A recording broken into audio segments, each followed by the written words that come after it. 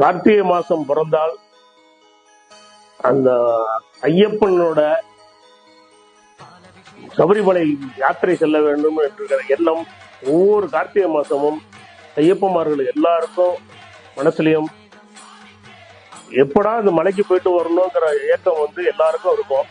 நம்ம உடம்ப ஓவராலிங் பண்ணி ஒரு 48 நாள் ஃபுல்லா மனசுலேருந்து எண்ணங்கள்ல இருந்து உடம்பு தூய்மையா இருந்தாதான் அந்த மலைக்கு போயிட்டு வர முடியும். அதுவும் அவரை கூப்பிடணும், நம்மள ஐயப்பன் அருள் இருந்தாதான் இந்த மாலையை நம்ம போட்டுட்டு போயிட்டு வர முடியும்.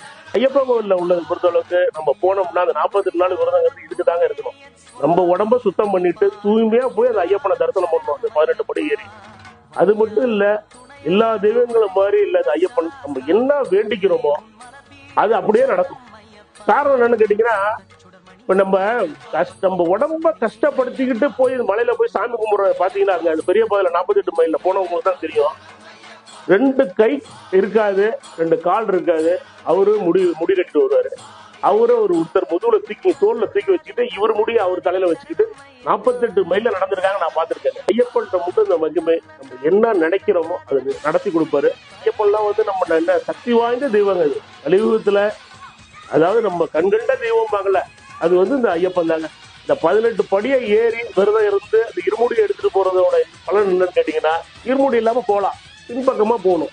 இருமுடி இருந்தாதான் அந்த 18 படியை மிதிக்க முடியும்.